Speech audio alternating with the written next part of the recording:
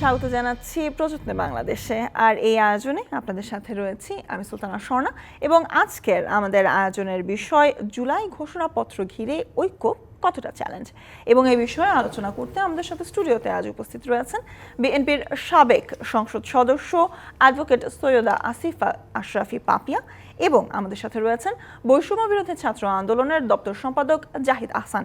প্রথমেই স্বাগত জানাতে চাই আপনাদের দুজনকে আমাদের এই আয়োজনে। এবং গত কয়েকদিন ধরে আসলে যদি কথা বলি, জুলাইয়ের ঘোষণাপত্র বারংবারই কিন্তু গত কয়েকদিন নয়, আসলে 5ই আগস্টের পরবর্তী সময় থেকে আমরা বারংবারই শুনে আসছি রাজনৈতিক দলগুলোর থেকে বেশি বৈষম্য বিরোধীদের মুখ থেকেই কিন্তু আমরা এটির কথা শুনে আসছি। তবে এই ঘোষণাপত্র নিয়ে ঐক্যরও নিয়েও কথা আছে, ঐক্য মতৈক্য, রাজনৈতিক না জাতীয় ঐক্য কোনটি বেশি গুরুত্বপূর্ণ সেটা নিয়েও যেমন কথা রয়েছে। সেক্ষেত্রে আসলে প্রথমেই জানতে চাই অ্যাডভোকেট পাপিয়া, আপনার কাছে আসলে আমি জানতে চাই যে ঘোষণাপত্র নিয়ে আপনাদের দলের একটি মন্তব্য আসলে আমরা জানতে চাই, কারণ দল দিকে বারংবারই কিন্তু বলা হচ্ছে যে এতদিন পর কেন ঘোষণাপত্র, এ ধরনের নানান ধরনের কথা কিন্তু আমরা শুনতে পাচ্ছি। তো সেই নিয়ে আপনাদের দলের মন্তব্যটি আসলে জানতে চাই। আসলে হচ্ছে কি, আমার দলের মন্তব্য দলের মুখপাত্র দিবে, এটা আমার পক্ষে দেওয়া, আমার দলের যে গঠনতন্ত্র সেটা হবে না। সেই ব্যাখ্যাটা যদি সেই ব্যাখ্যাও আমি দেওয়ার মতো সাংগঠনিক ক্ষমতা, এখতিয়ার, ক্যাপাসিটি কি দায়িত্ব আমার কোনোটাই নাই। স্বাভাবিক কারণে আমি আমার ব্যক্তিগত মতামত দিতে পারি, সেটা বলতে পারি। অবশ্যই এখানে ব্যাপার হচ্ছে কি, যে দেখেন প্রত্যেকটা রাজনৈতিক সংগঠনের লক্ষ্য, দর্শন, তারপরে কার্য পরিচালনা সম্পূর্ণ কিন্তু ভিন্ন। এই বাংলাদেশের মাটিতে ধরেন যতগুলো রাজনৈতিক সংগঠন আছে, কিন্তু তারপরে বৃহত্তর স্বার্থে ঐক্যবদ্ধ হতে আমরা দেশ এবং দল, গণতন্ত্রের ক্রাইসিস মোমেন্টে আমরা সবসময় দেখি। কিন্তু আপনি 80-র দশকে দেখেন, স্বৈরাচারের বিরুদ্ধে এরশাদ উৎখাতের জন্য আমরা দলমত নির্বিশেষে সবাই মিলে কিন্তু ঐক্যমত হয়েছি, এবং ঐক্যমতকেও শেষ পর্যন্ত কোরআন শরীফ ছুঁয়ে শপথ করে ঐক্যের সাথে কেউ বিশ্বাসঘাতকতা করে জাতীয় বেঈমান হয়েছে, আবার কেউ ধরেন যে 9 বছর লড়াকু সৈনিকের মতো লড়াই করে একটা কামিয়াব লক্ষ্যে গণতন্ত্র, ভোটের অধিকার পুনরুত্থান করে একটা সর্বদলীয় সবাইকে নিয়ে একটা সংবিধান সম্মত নির্বাচন দিয়ে একটা হচ্ছে সরকার গঠন করেছে। তারপরেও ধরেন এই মুহূর্তে দরকার তত্ত্বাবধায়ক সরকার, সেখানেও দেখা গেছে আমাদের সাথে যারা 90-এর নির্বাচনে, 91 নির্বাচনে যারা ছিল, তারা আবার সেই মুহূর্তে রাজা অনেকে আওয়ামী লীগের সাথে গেছে। জামাত ইসলাম যেমন আওয়ামী লীগের সাথে গেল, এই মুহূর্তে দরকার তত্ত্বাবধায়ক সরকার। অথচ 91 দেখা গেছে 2টা মহিলা এমপি দিয়েও আমাদের সাথে তারা ছিলেন। তারপরে 96 আসলো, শেখ হাসিনা ওয়াজেদ আসলো। 2001-এ আমরা তো জোটবদ্ধ নির্বাচন, জামাত ইসলামের সাথে জোটবদ্ধ নির্বাচনটা আমরা করেছি, তাদের দিয়ে আমরা আসি, এবং আমরা সহজ সরলভাবে জোটবদ্ধ নির্বাচন করার অঙ্গীকার হিসেবে মন্ত্রিত্ব দুজনকে দেওয়া হয়েছে, মুজাহিদি সাহেব এবং মতিউর রহমান নিজামী সাহেবকে। তো তারপরে ধরেন এই 2006-এর পরে যে 111 আসলো, 111 আসার পরে 8-এর নির্বাচন পৃথিবীতে যে যাই বলুক, আমি বলবো বিতর্কিত নির্বাচন, অস্বচ্ছ নির্বাচন এবং একতরফা নির্বাচন। 14 নির্বাচন ভোটারবিহীন নির্বাচন, 18 নির্বাচন নিশিরাতের নির্বাচন, 24-এর নির্বাচন অবৈধ সরকারের ক্ষমতায়নের একটা নবায়নের ঘোষণা, রাষ্ট্রীয় সম্পদ সম্পত্তি অর্থ ব্যয় করে একটা দিনক্ষণ ঠিক করা হয়েছে। এতে ধরেন আমরা একটা জোট ছিলাম, আমাদের জোটে বিভিন্ন মনার মানুষ ছিল, কিন্তু আমাদের লক্ষ্যটা কি ছিল, যে আমরা সার্বজনীন বস্তুনিষ্ঠ সকলের জন্য ভোটের অধিকার ফেরত আনবো। এবং শেখ হাসিনার স্বৈরাচারীভাবে যে ক্ষমতা দখল করে নিজেরা গণতন্ত্রকে হরণ করে, ভোটের অধিকারকে হরণ করে যে রাষ্ট্র যেভাবে পরিচালিত করছে তার হাত থেকে মুক্ত করব।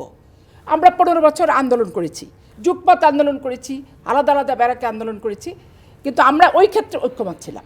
এখন যে বিষয়টা আসছে আপনার, যে জুলাইয়ের ঘোষণা, দেখেন প্রত্যেকটা সংগঠনের কম হোক, আমাদের জোটের যারা আছে তারা রাজনৈতিক সংগঠন।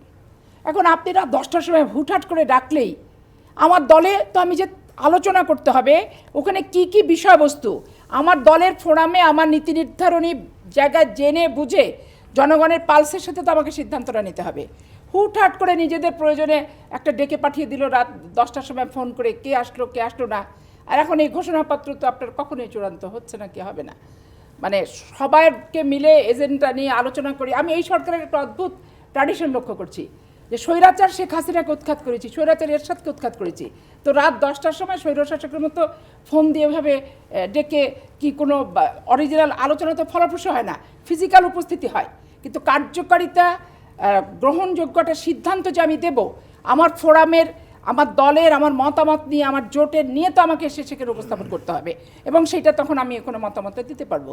স্বাভাবিক কারণে হুটহাট ডাকা, হুটহাট যাওয়া, এখানে কোনো ফলপ্রসূ কোনো আমাদের তরফ থেকে কোনো মন্তব্য কি প্রতিক্রিয়া সেটা আমার দল দেবে, এখানে আমি করতে পারলাম না। কারণ আমি এই দলটা করি এবং আমি সাধারণ নাগরিক, বাংলাদেশের নাগরিক হিসেবে আমি প্রত্যাশা করি যে রাজনৈতিক সংগঠনকে কার্যকর সিদ্ধান্ত নিতে গেলে তাদের আগে থেকে জানাতে হবে, যোগাযোগ করতে হবে তাদের সাথে, সকলের সাথে যোগাযোগ করে এজেন্ডা দিতে হবে, মতামত কি যাচাই বাছাই করে তো আমি একটা ঘোষণা দেব। যাচাই নাই, বাছাই নাই, এজেন্ডা দেওয়া নাই, মতামত দেওয়া নাই, প্রতিক্রিয়া কি সেটা নাই, হুট করে ঘোষণা দিলে তো হবে না। এতে হয় কি অনেক পজিটিভ জিনিস কিন্তু নেগেটিভ হয়ে যায় শুধু এই ঢংঢাঙের অভাবের কারণে।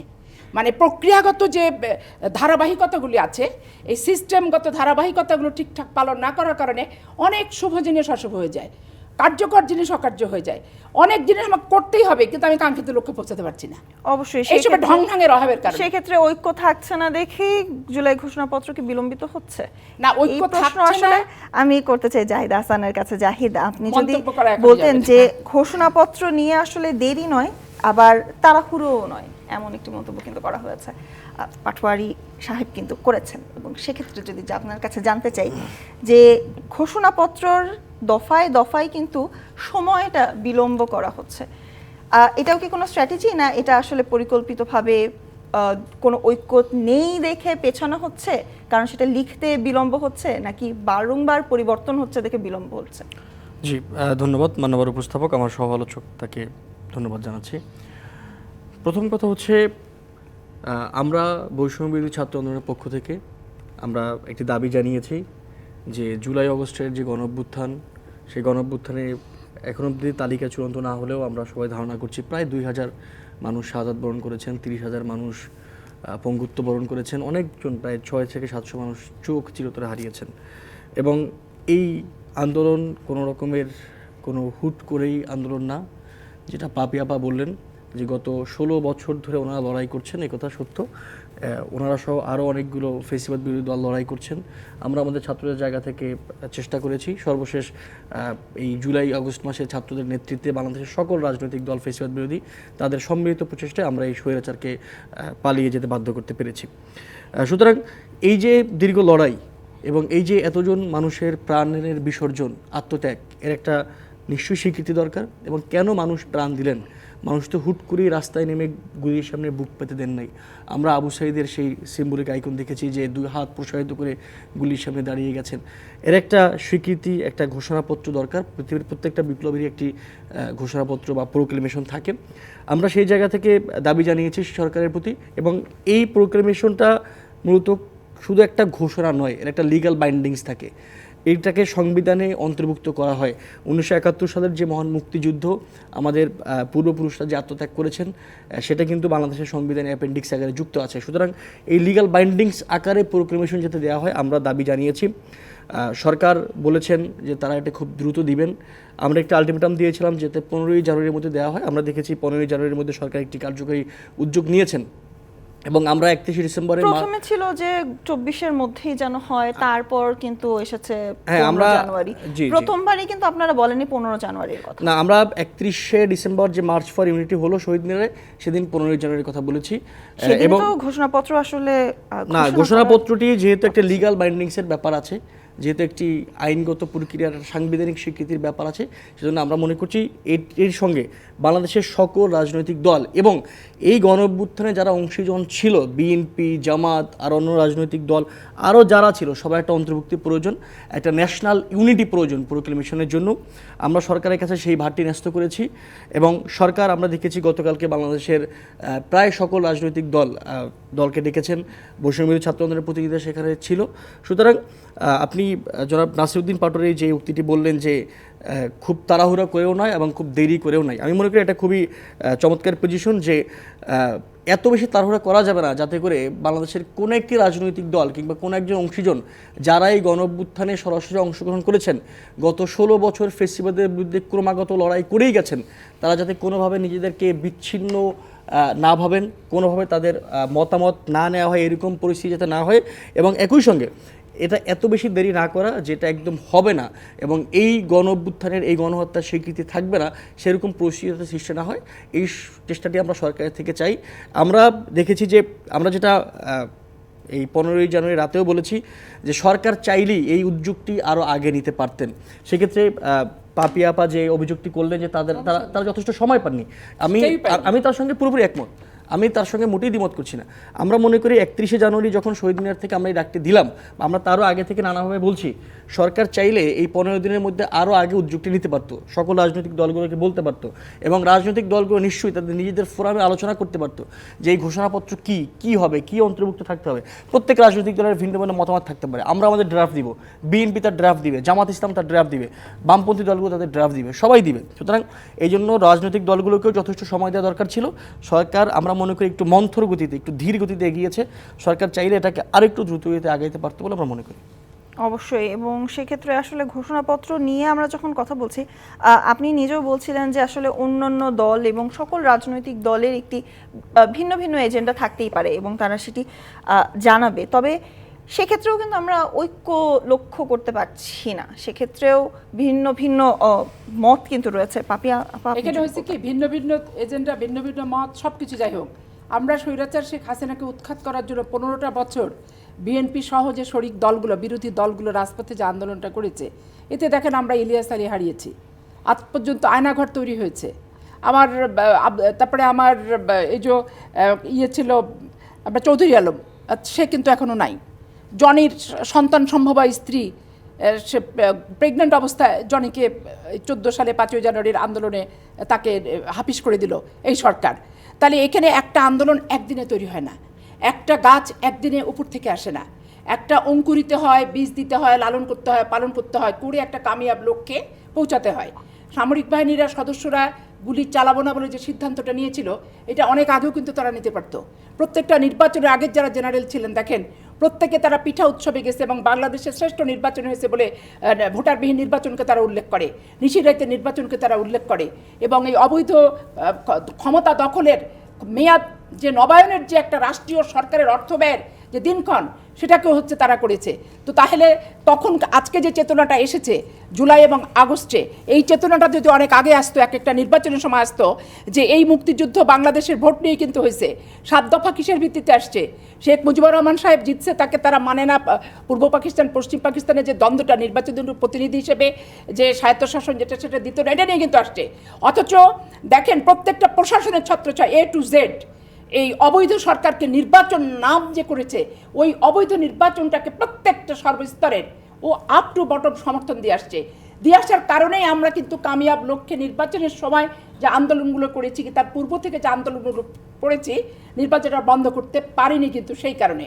এখন এখানে অনেক কিছু আসবে অবশ্যই, যেভাবে জীবন দিয়েছে জুলাই, সবই ঠিক আছে, কিন্তু ইলিয়াস আলীর আত্মাহুতিকে তো আমি ছোট করে দেখতে পারি না, আমি চৌধুরী আলমের আত্মাহুতিকে ছোট করে দেখতে পারি না, আমি জনিকে ছোট করে দেখতে পারি না, এবং যে গুম খুন যে অপহরণ, সবই তো এই অবৈধ সরকারের শুধুমাত্র হয়েছে। গত 16 বছর নয়, জুলাই আগস্টেও যারা মারা গেছেন তাদের আত্মাহুতিও আসলে ছোট করে দেখার মতন কিছু নয়, এবং জুলাই ঘোষণাপত্রে সকলের এই ত্যাগ, সকলের 15 বছরের ত্যাগ শিক্ষার একটা নামকরণ থাকতে হবে। আমরা আবারও আসবো, তবে তার আগে নিতে চাই ছোট্ট একটি বিরতি। প্রযত্নে বাংলাদেশের সময় হলো একটি বিরতির, সাথেই থাকুন।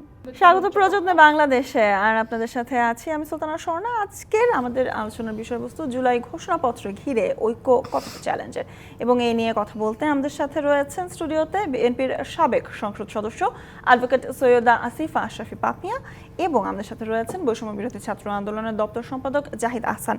এবং আমরা আলোচনা করছিলাম জুলাই ঘোষণাপত্র নিয়ে, তবে সেক্ষেত্রে আসলে জানতে চাই জাহিদ আহসান, আপনার কাছে আসলে জানতে চাই, জুলাই ঘোষণাপত্রের থেকে নারীরা কতটুকু নিজেদের সেখানে অংশগ্রহণ দেখতে পাবেন বলে আপনার মনে হয়, কিংবা এই প্রশ্নটা আসলে পাপিয়া আপা আপনার কাছেও আমি করতে চাই, নারীদের আসলে কতটুকু আমরা দেখব? কারণ জুলাইয়ের আমরা আন্দোলন বলি সর্বক্ষেত্রে, শুধু নারী সাংবাদিকদের কথা আমি বলবো না, সর্বক্ষেত্রে কিন্তু আমরা নারীদের দেখেছি। আমরা ঘর থেকে মাদের দেখেছি পানির বোতল জানালা দিয়ে ফেলে দিতে তাদের ছেলে মেয়েদের জন্য, আবার ধরে আনতে দেখেছি, নিয়ে যাচ্ছে প্রথম দিন ধরে নিয়ে আসছে, পরের দিন মা হয়তো বা নিজেই সন্তানের সাথে চলে গেছে, সেক্ষেত্রে আসলে নারীদের আমরা কতটুকু দেখতে পারবো এই জুলাই ঘোষণাপত্রে তাদের অংশগ্রহণ?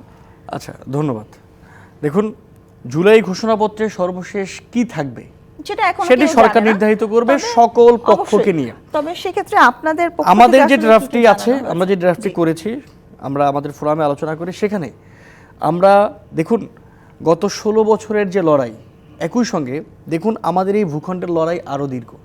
আমরা 71কে অস্বীকার করতে পারবো না, আমরা 47কে অস্বীকার করতে পারবো না, আমরা 52কে পারবো না, 66কে পারবো না, 69কে পারবো না, আমরা কোনো কিছু অস্বীকার করতে পারবো না। এই যে আমাদের দীর্ঘ সিভিলাইজড লড়াই, এর কোনো কিছুকে আমরা অস্বীকার করতে পারবো না। সুতরাং ওই পুরোটা নিয়ে এই যে বাংলাদেশের এই যে এই ভূখণ্ডের দীর্ঘ লড়াই, এই পুরো লড়াইটা যাতে ঘোষণাপত্রে থাকে, আমরা সেই সুপারিশটি করেছি। নারীদের যে ব্যাপারটি আপনি বললেন, দেখুন আমি একটু আমার নিজের লাইভ এক্সপিরিয়েন্স বলি। অবশ্যই 14 জুলাই যখন স্বৈরাচার শেখ হাসিনা আমাদেরকে রাজাকে নাতিপুতি বলে গালি দিলেন, ঢাকা বিশ্ববিদ্যালয়ের প্রথম মেয়েদের হলের গেট ভেঙে মেয়েরা বের হয়েছিল, ছেলেদের আগে মেয়েরা বের হয়েছে, এবং তারা নিজেদের যে থালা বাটি, নিজেদের যে রান্নার বাসন, সেইগুলো বাজিয়ে হল থেকে বের হয়েছেন। সুতরাং একই সঙ্গে আমরা দেখেছি যে ভিকারুন্নেসা কলেজের মেয়েরা কি চমৎকার গ্রাফিতি করেছে যখন কারফিউ চলছিল, তাদের কি চমৎকার স্লোগান দিয়েছে। কুড়িগ্রামের সেই মেয়ের কথা আমার এখনও মনে পড়ে, যে পুলিশকে দেখে বলছিল যে কে এসেছে, পুলিশ এসেছে, কি করছে, স্বৈরাচারের পা চাচ্ছে। এইরকম নারীদের যে লড়াই, এটা তো গেল মাঠের লড়াই। পিছন থেকে আমাদের মায়েরা, আমাদের বোনেরা আমাদেরকে যে পরিমাণে সাপোর্ট দিয়েছেন, আমরা যাত্রাবাড়িতে বহুদিন দেখেছি যে ছেলে কিংবা স্বামী আন্দোলন এসেছে, মা দুপুরবেলা যখন মাথার উপরে খাখা রোদ, পানি নিয়ে এসেছেন, খাবার নিয়ে এসেছেন। 4 আগস্ট আমি শাহবাগে দাঁড়িয়েছিলাম, আমি তখন দেখেছি যে নারীরা আমাদের জন্য কী পরিমাণে খাবার নিয়ে এসেছেন, মানে যেই পরিমাণে খাবার খাওয়ার সামর্থ্য আসলে আমাদের নেই, এবং ওই রকম দুপুরে কারো খাবার খাওয়ার মতো রুচিও থাকে না। সুতরাং নারীদের এই লড়াই তো দীর্ঘ, এবং আমাদের এইখানে অবশ্যই বাংলাদেশের রাজনীতিতে নারীদের অংশগ্রহণের যতগুলো চ্যালেঞ্জ আছে, বাংলাদেশের সোসাইটিতে নারীদের নিজেদেরকে অংশগ্রহণের যতগুলো চ্যালেঞ্জ আছে, আমরা সেই সকল চ্যালেঞ্জ দূর করতে চাই।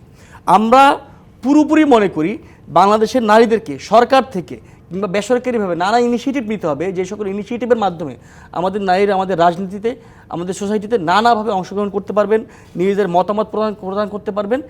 এইখানে নারী বলে তার জন্য কোনো ভিন্ন বাইন্ডিং যাতে সৃষ্টি না হয়, কোনো বাধা সৃষ্টি না হয়, আমরা সেই সুপারিশটা করি। সে ধরনের কোনো প্রস্তাবনা কি আপনারা রেখেছেন? হ্যাঁ, আমাদের প্রস্তাবনার মধ্যে অবশ্যই আছে। আশরাফি পাপি, আপনার কাছে আসলে জানতে চাই, নারীদের নিয়েই কিন্তু একটি দল আজকে মন্তব্য করেছে যে কোনো ধরনের নারী কোটা যেন না থাকে আগামী সংসদে। যেহেতু আপনি একজন সাবেক সংসদ সদস্য, সংসদের অভিজ্ঞতা থেকেই আসলে জানতে চাই, নারী কোটা যদি নারীদের ক্ষেত্রে না থাকে, একজন নারীর পক্ষে আসলে কতটা সম্ভব বাংলাদেশের প্রেক্ষাপটে রাজনীতি? কোটা হচ্ছে কি, এখন যারা বলেছে এখানে দুটো, তারা কোন ভাবার্থে বলেছে? নারী সেই কারণে কোটা থাকবে না, মানে নারী নেতৃত্ব পছন্দ না সেই কারণে কোটা রাখা যাবে না, এটা একটা বিষয়। আর তারা তো আর অত বিস্তারিত বলেনি। আর দ্বিতীয়ত বিষয় হচ্ছে যে নারীরা এত বেশি এগিয়ে গেছে যে তাদেরকে কোটার ভিতরে সীমাবদ্ধ না রেখে তাদেরকে জেনারেল সিটের ভিতরে নমিনেশন দিয়ে যোগ্যতা মাফিক, ওই এনজিও কর্মী আর হাইব্রিডগুলোকে না, হ্যাঁ, ওই PhD, doctor, barrister, doctor, professor, এই সমস্ত না, অরিজিনালি একটা মাঠের কর্মী, যারা মাঠ কর্মী থেকে ত্যাগ তিতিক্ষা করে হাঁটি হাঁটি পা করে যারা তাদের সংগঠনকে একটা জায়গা মতো কামিয়াব লক্ষ্যে পৌঁছে নেওয়ানোর ক্ষেত্রে সর্বোচ্চ স্যাক্রিফাইস, সেই স্যাক্রিফাইসের মূল্যায়নটাই করতে হবে নমিনেশনের মাধ্যমে। এখন এইখানে ওই মিনিংটা কি নারী নেতৃত্ব ভালো না? বলতে চাচ্ছেন যে রাজনৈতিকভাবে আসলে ব্যাকআপ আছে বা রাজনীতির সাথে সংশ্লিষ্ট এমন নারীদেরকে আপনি এগিয়ে রাখতে চাচ্ছেন? না, আমি বলি, আমি তো অবশ্যই যে রাজনীতি করেনি, যে তৃণমূলের সাথে সম্পর্কিত নয়, যে জনগণের দুঃখ বেদনা প্রত্যাশা চাহিদা বোঝে না, জনগণকে সময় দেওয়ার মতো যার মানসিকতা নাই, সে কিসের জন্য আপনার নমিনেশনই বা কেন পাবে, দলের পোস্টই বা কেন পাবে? এইখানেই কিন্তু রাজনৈতিক যে আপনার পরিবর্তনের যে বিষয়গুলো, মানসিক পরিবর্তন বলেন, সংস্কারের যে বিষয়গুলো, এখানে কিন্তু অবশ্যই প্রত্যেকটা রাজনৈতিক সংগঠনে রাখতে হবে। আপনি কিছুদিন আগে দেখেছেন এর সাথে জাতীয় পার্টির এক মহিলা এমপি নিয়োগ নিয়ে টাকা পয়সা নিয়ে 2 বছর পর পায়নি বলে আমরা খেলাপি অনেক জায়গায় দেখি, ব্যাংক চিঠি দেয়, চিঠি দেয়, কিন্তু রাজনীতিতে টাকা দিব বলে মহিলা এমপি বানিয়ে টাকা পায়নি বলে খেলাপি টাকা উত্তোলনের জাতীয় পার্টির নেতাদের যে তোড়জোড়া যে কাহিনীটা দেখলাম, আমরা অবলোকন করলাম। এটা একজন শিক্ষিত নারী হিসেবে, সচেতন নারী হিসেবে, স্বাধীন আত্মার নারী হিসেবে আমি তো লজ্জা পাই। কারণ এই বাংলাদেশে 52 ভাষা আন্দোলনে নারীদের ভূমিকা ছিল, 71-এর মুক্তিযুদ্ধে নারীদের ভূমিকা ছিল, 69-এর গণ অভ্যুত্থানও নারীদের ভূমিকা ছিল, তারপরে স্বৈরাচার বিরোধী আন্দোলন 9 বছর নারীদের ভূমিকা ছিল সবচেয়ে অগ্রণী, এবং দেশনেত্রী বেগম খালেদা জিয়ার নেতৃত্বে আমরাই সেদিন ছাত্র অবস্থায় এই 9টা বছর তার শক্তি, তার সমস্ত কিছু আমরাই ছিলাম। গোটা বাংলাদেশের ছাত্রদল, ছাত্র সংগঠন 80-র দশকে তার সাথে আমরা ছিলাম, এবং সাথে ছিলাম জন্য কামিয়াব লক্ষ্যে পৌঁছানোটা কিন্তু খুব সহজ ছিল। তারপরের থেকে আপনার অদ্যাবধি পর্যন্ত ছাত্র সংগঠনের সম্মেলন নাই, ছাত্র সংগঠনের কোনো সংসদ নির্বাচন নাই, ছাত্র নেতৃত্ব তৈরি কিভাবে হবে? আমি 80-র দশকে নির্বাচন, আমি রাজশাহী বিশ্ববিদ্যালয়ের তাপসের মহলের পরপর 2বার নির্বাচিত, আমি ভিপি ছিলাম।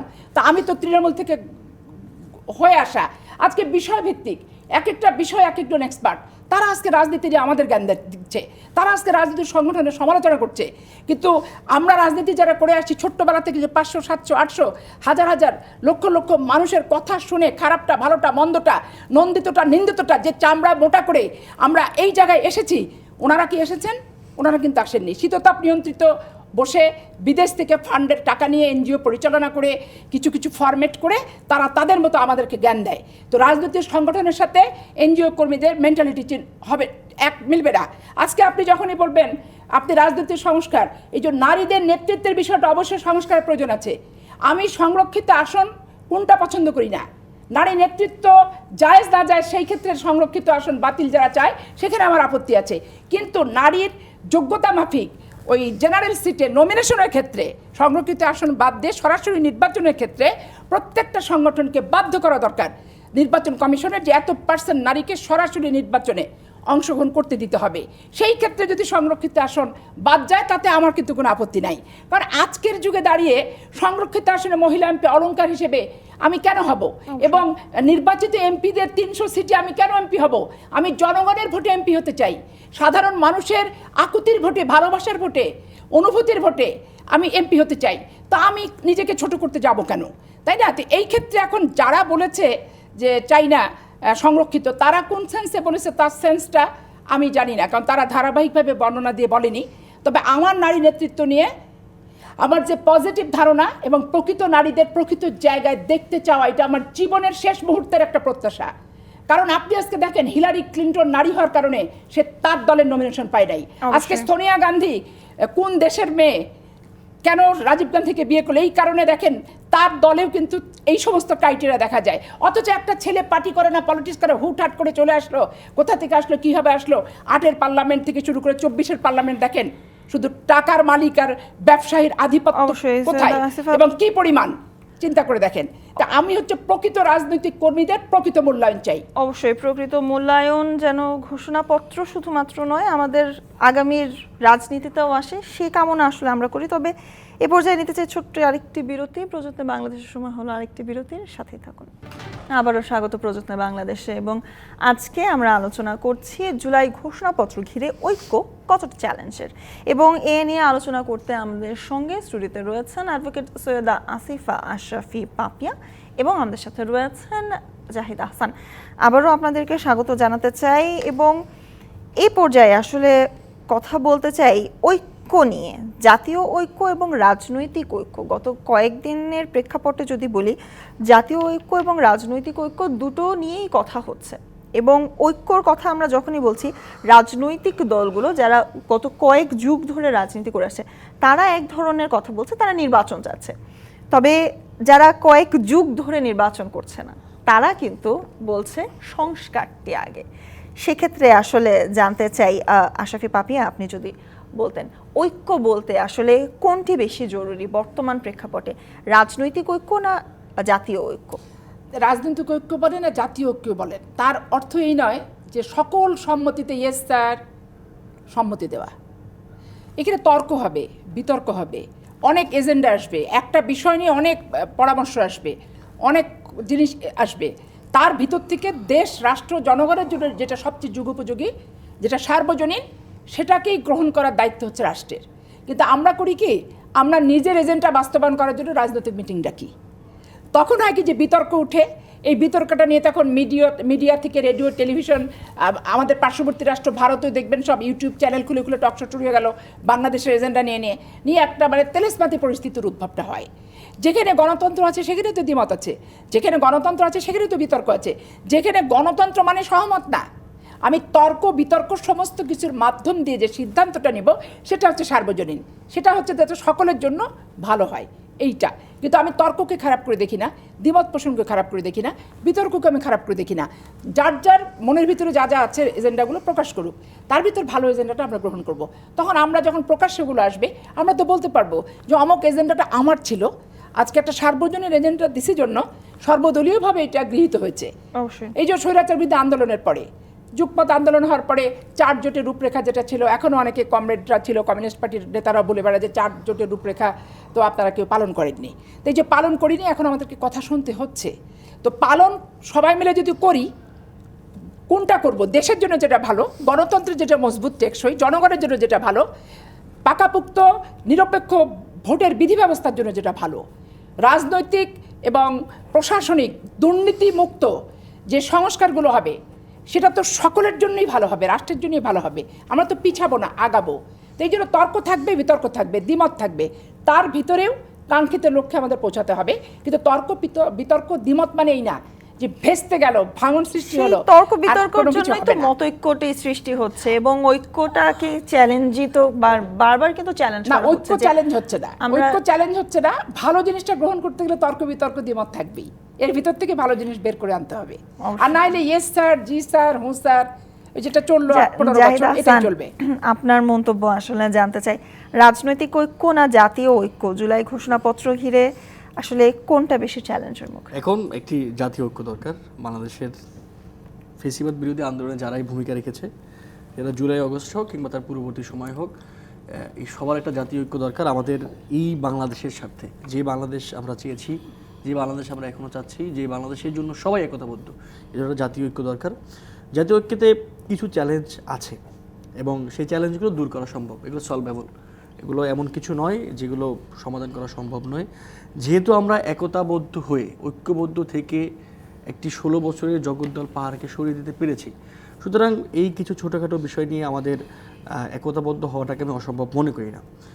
কিছু ছোট চ্যালেঞ্জ, যেমন দেখুন, আমি একটু উদ্বেগের সঙ্গে যেটা বলতে চাই, শ্রদ্ধার সঙ্গে আপাপাই আমাকে জানাতে চাই, বিএনপির একজন সিনিয়র নেতা জনাব শামসুজ্জামান টুকু সাহেব গতকালকে বললেন যে ছাত্ররা কি বলে ঠিক নেই, ছাত্ররা ছোট মানুষ।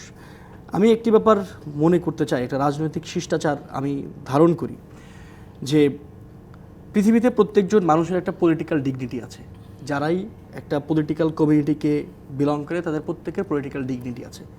আপনি যখন কারো সঙ্গে একতাবদ্ধ হতে চান কিংবা কারো সঙ্গে এক টেবিলে বসতে চান, তার পলিটিক্যাল ডিগনিটি দেখে আপনার কথা বলতে হবে। গত 16 বছরের যে বিএনপি সহ অন্য রাজনৈতিক দলের যে লড়াই, সেটাকে মেনেও আমাদের এই কথা স্বীকার করতেই হবে, সর্বশেষ যেই স্বৈরাচার পতনের আন্দোলন, সেখানে ছাত্ররা নেতৃত্ব দিয়েছে। সুতরাং ছাত্রদের ভূমিকাকে অস্বীকার করা চলবে না।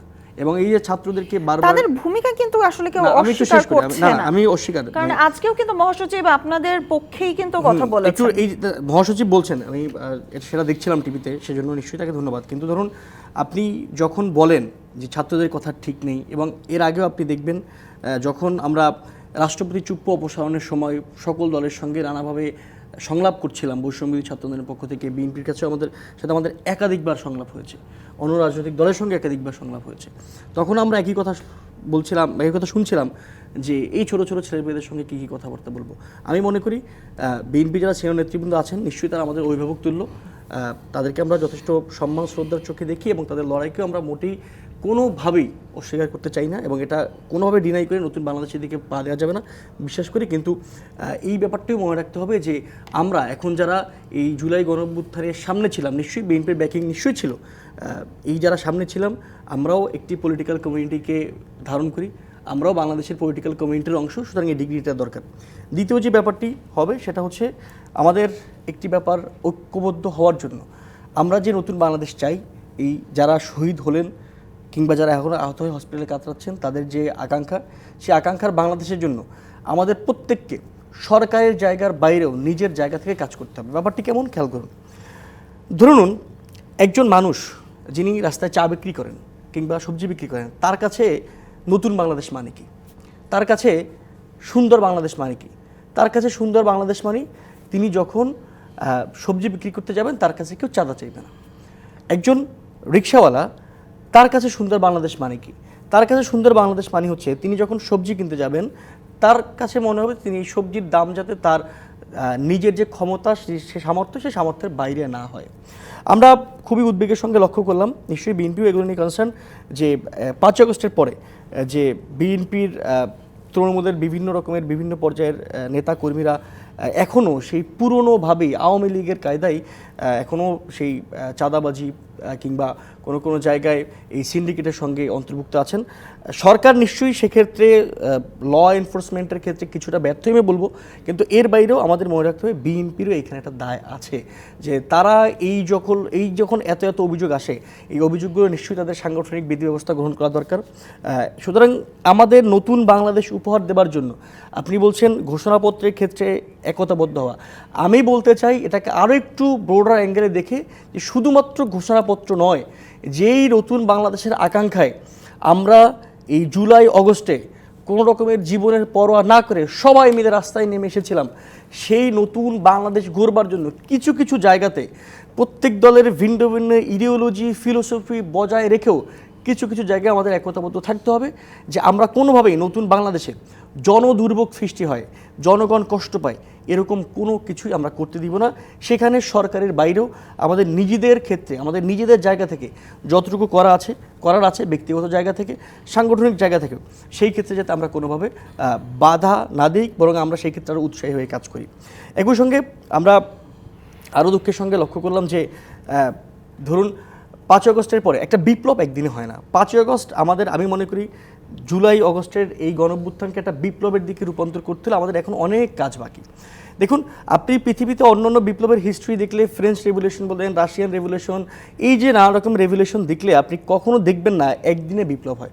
আমরা ফ্রেঞ্চ রেভলিউশন দেখেছি 12 বছর ধরে। সুতরাং আমরা 5 আগস্ট মনে করি এই রেভলিউশনের একটা শুরু হয়েছে শেখ হাসিনার পতনের মাধ্যমে।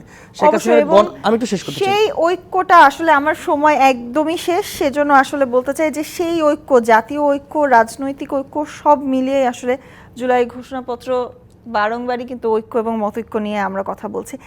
আর এ পর্যায়ে শেষ করতে চাই প্রযত্নে বাংলাদেশের আজকের আয়োজন। ডিবিসির সাথেই থাকুন।